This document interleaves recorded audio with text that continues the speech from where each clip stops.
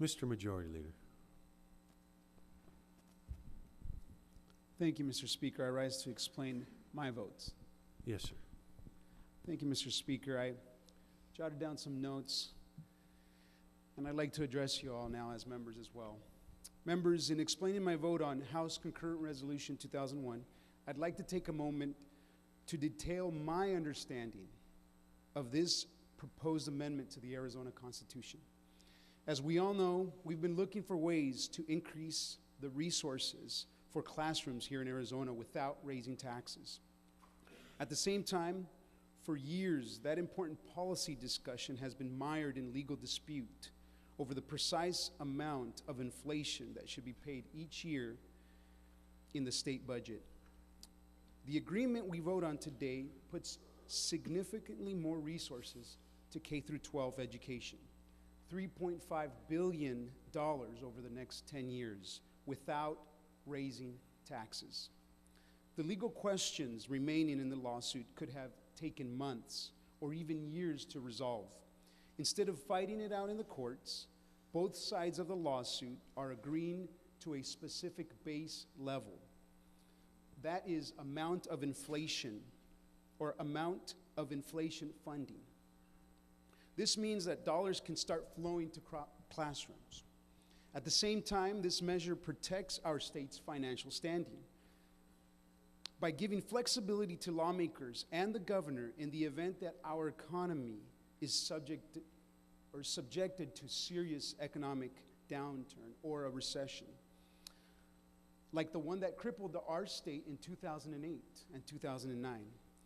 During such economic downturn, Arizona can take a pause in providing inflation payments and then resume when the economy rebounds. That is flexibility that would have made all the difference in 2009. In fact, the lawsuit would have never occurred. I'm confident that voters want to fund education, but I'm also confident that they want to be financially responsible. This deal, this agreement, meets both those objectives. In the House Concurrent Resolution 2001, the voters are being asked to increase the distribution to K-12 education from state trust land investments or investment proceeds. These dollars will be a part of funding inflation requirement, funding the inflation requirement. Now, I care about funding schools, but I also care about results. No enterprise should ever be funded without regard to whether it's achieving success. This is especially true of a government enterprise.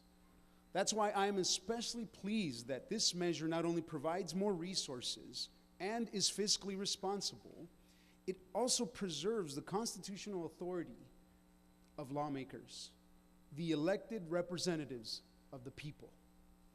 Members, this is a good week for the state of Arizona. I believe that we have reached a historic agreement that puts the resources where they belong, in the classroom. It's an honor and a pleasure to come to an agreement with the various individuals and groups who have agreed to this legislative package. To all who have been involved, thank you. I'm confident that the people of Arizona will be grateful for your efforts and approve them in the special election in May. Mr. Speaker, pursuant to House Rule 14G, I ask that this explanation for my vote be placed on file in the office of the Chief Clerk. On a quick side note, Mr. Speaker, I want to thank all of our staff as well for the last months and the members. Thank you for your patience. You've been involved, the discussions have been in depth, and the members have gone out of their way to be a part of this, and I want to thank our members for doing that. And also to our staff. I know you're going to mention more about that, Mr. Speaker, but I'd like to just say that from my heart as well. I vote aye. Majority Leader votes aye.